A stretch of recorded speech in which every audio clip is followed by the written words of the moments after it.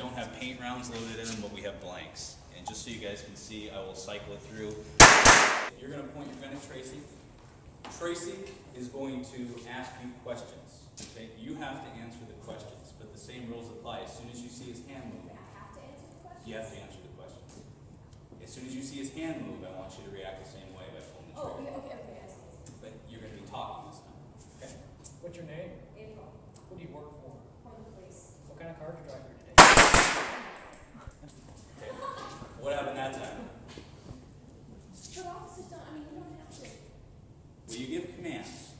There's a couple things. You give commands quite often when you're out in a situation. I'll take that from you. Let's give her a hand, actually.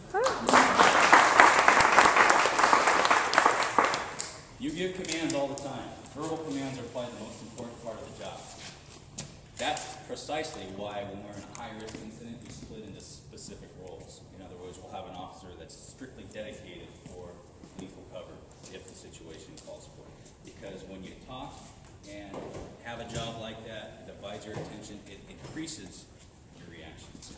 In the case of Aaron Campbell, he had his hands behind his head. He didn't have a visible gun.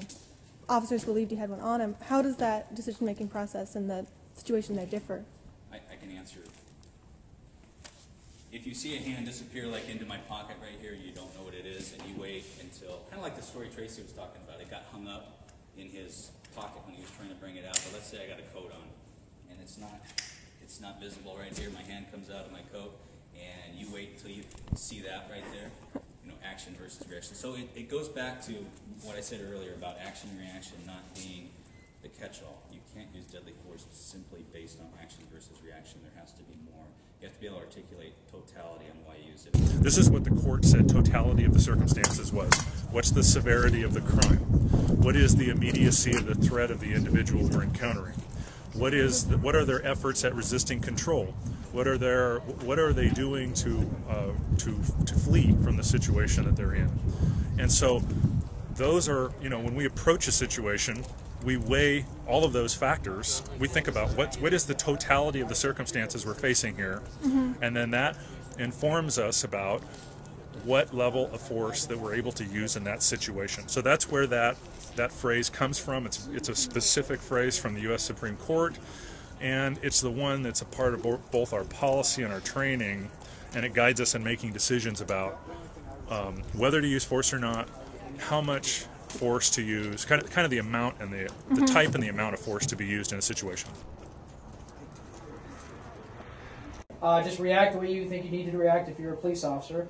The first call, the first thing that we're going to give you is going to be you were called by a neighbor who said, hey, I think there's some strange stuff going on in the garage next door. I hear some screams, some strange noises come from that. Okay. You need to investigate. So that's where it starts. Okay, you all set? Yeah. All right. Okay, here we go. Just relax. Let's go. Let's go.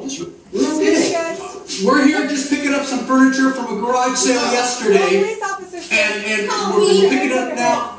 No, come on, look, we gotta go. We're getting out of here. I don't want to hurt anybody. We're leaving. Police officer. Put your gun away, all right? Okay, we go. We're leaving. Hands on your head. We're leaving. Police officer. Guys, put your hands on your head of a police officer. Fuck you! Whoa! Whoa! Guys, Shit! get on the ground. Get on the ground. Would you shoot? Beanbags, I'm a beanbag operator. You'll take it out in situations where you may have advance notice that you might use it, otherwise it becomes cumbersome. In other words, if I'm going into a building to clear it, and I have that beanbag strapped to my shoulder, it limits my ability to go hands-on. Well, basically what we ask officers to do is act in good faith, act with no malice, do what you believe in the moment is reasonable and necessary, and do it on the basis of all the information you have in front of you. Now, having said that, all of us can find out information later that we didn't know at the time. We have to make the best decision we can at the moment.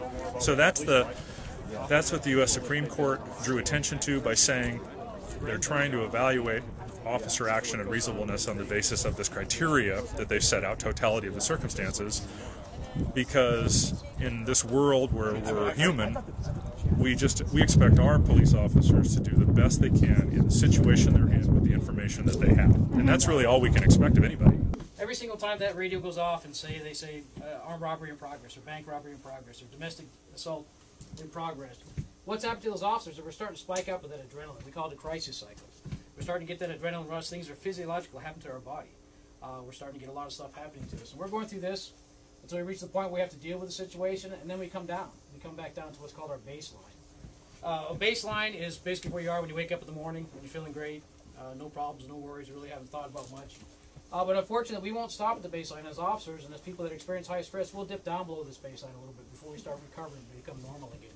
And you can imagine an officer's day, again, I'll try to shorten this, we're doing this all day long, and each time that we go up on this crisis cycle, we come down and we have more of an adrenaline dump. Do you feel like the public is naive in these situations? I mean, not completely understanding. I know I was before I went through my first scenario training maybe 10 years ago. That I was like, when people were saying, when they'd say, "Why don't you shoot him in the leg?" I was sort of, "Oh yeah, why don't they?" Right. You know, Right. or why don't you? You know, why are they firing so many rounds? You don't really understand unless you go through it. I'm not sure that the public will ever understand unless they go through the training themselves. Right. Right. Well, this is helpful to it. I think what we're doing today and what you all are reporting along these lines is helpful to that, because I do think most people, the vast majority of the public, are the only reference they have to police is on TV or in stories that they've heard or in the movies, and those are not real life. And so I do think that people have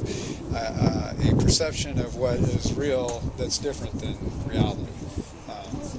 That we don't and we can't shoot shoot it at the gun or shoot it out of their hand or shoot a leg or any of that kind of stuff, and still keep our officers and our public that we're trying to protect safe. Every year in the United States, approximately, and it varies, I think we're at a high rate last year, but about 30 or 40 police officers die in the line of duty every year. But what you don't hear about police officers is that for between 200 and 450 officers commit suicide. It does seem like maybe in the last police shooting or other ones I've seen that officers would be damned if they do and damned if they don't, because if Campbell would have had a weapon and went back inside the building and hurt somebody else, then you would have been, well, why didn't you stop him? Why did And so it's just, officers are caught in the middle, it seems like to me. It's a very tough job. Yep. Very tough job.